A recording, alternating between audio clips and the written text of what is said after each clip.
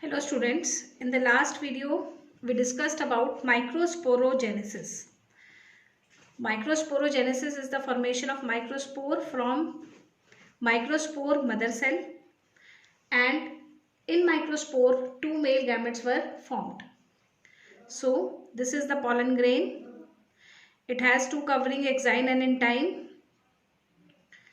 Nucleus of the pollen grain shifts to one end. Remaining cytoplasm gets vacuolated. This nucleus of pollen grain divides mitotically to form two unequal cells, large one vegetative and smaller one generative. Then this generative cell gets separated from the pollen wall through callose.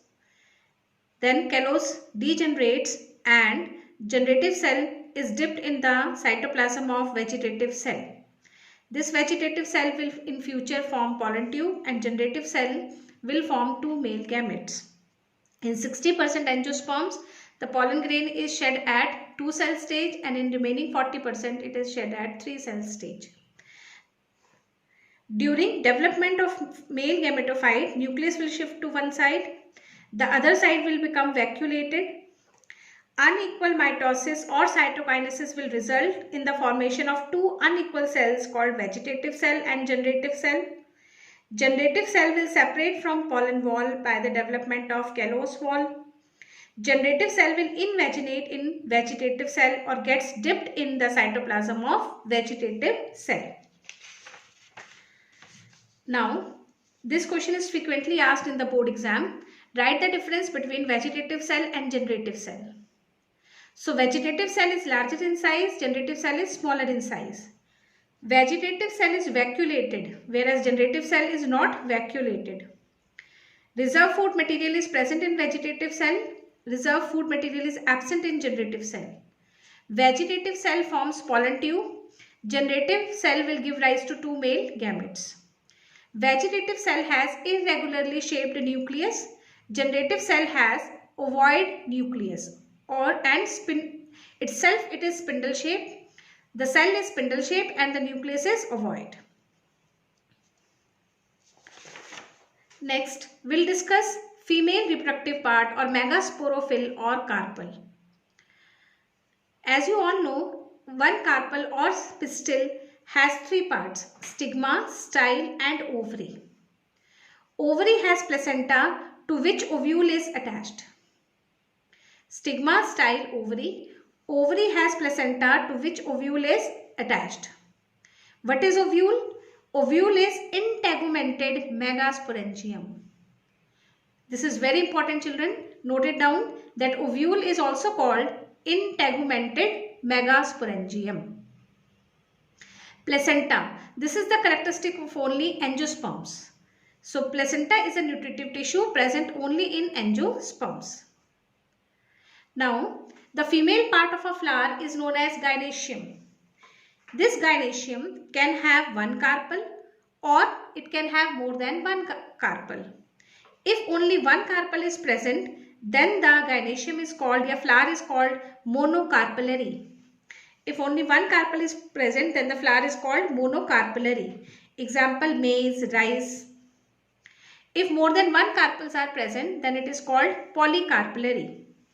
In case of polycarpellary, two conditions can be there.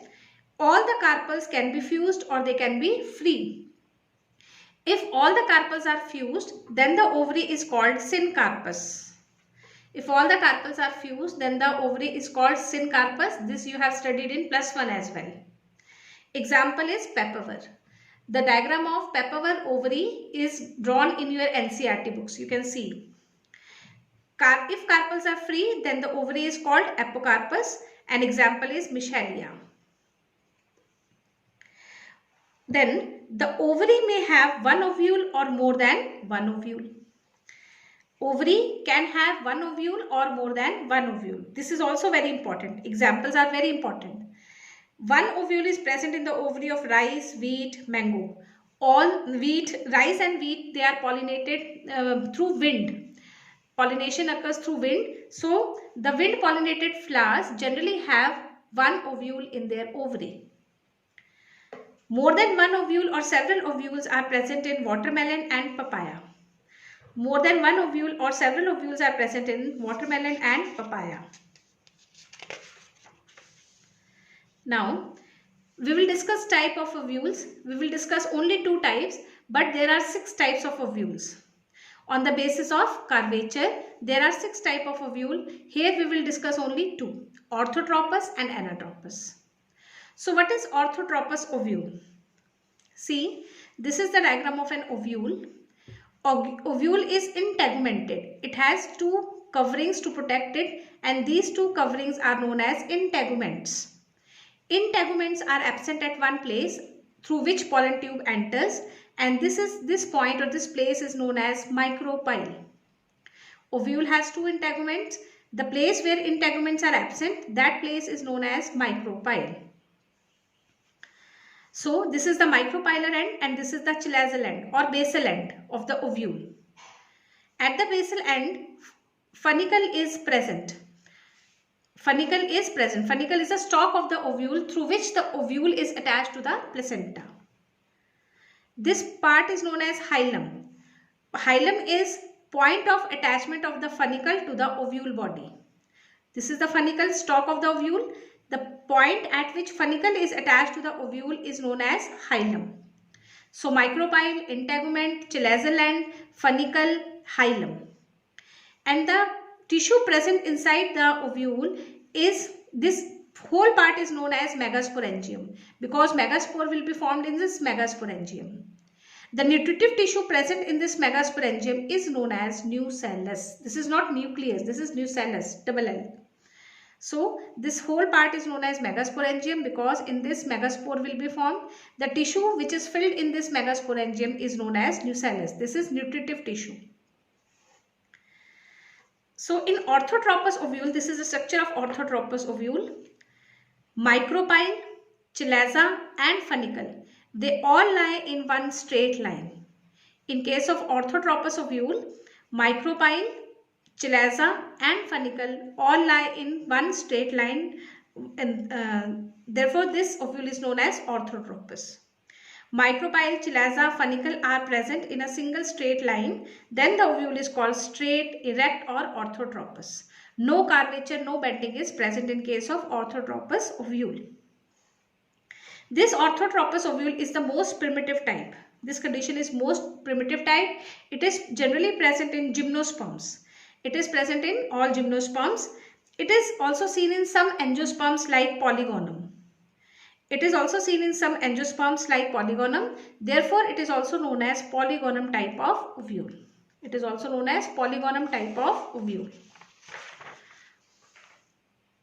Next, we will discuss anatropous ovule.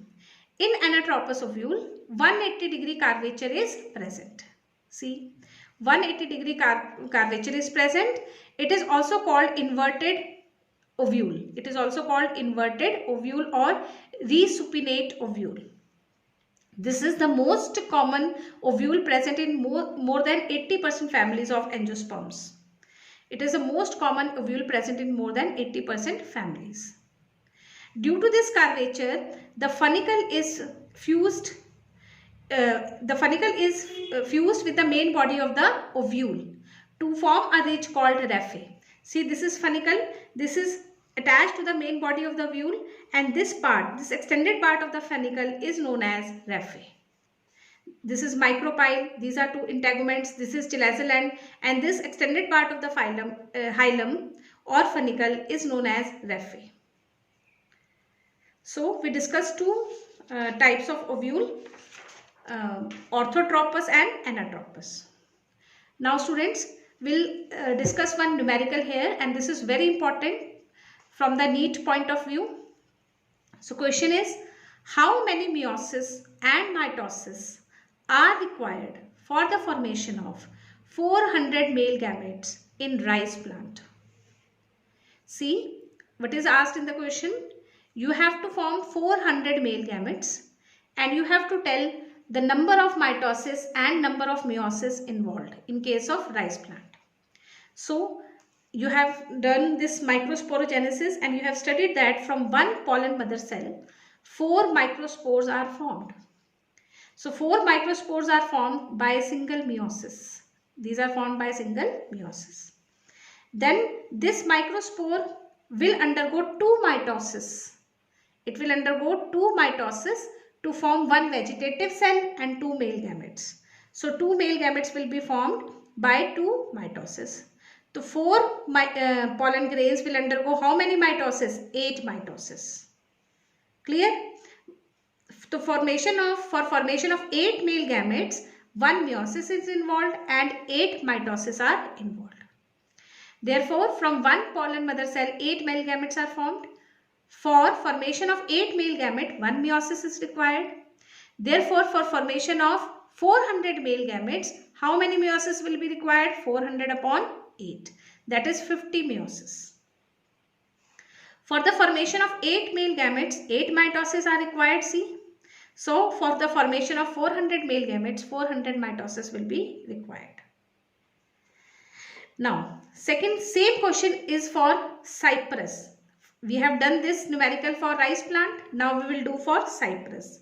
See, here the calculation will differ because in cypress, out of the 4 microspores or 4 pollen grains, 3 will degenerate. Only 1 will remain. So, out of 4 pollen grains, 3 will degenerate and 1 will persist. So, for 400 male gametes, 400 meiosis will be required. In case of rice plant, 1 meiosis was forming 4 pollen grains. 1 meiosis was forming 4 pollen grains. Here 4 pollen grains will be formed, but 3 will degenerate and 1 will remain. So the calculation will differ and you will calculate this and send the answer on WhatsApp. Thank you, students.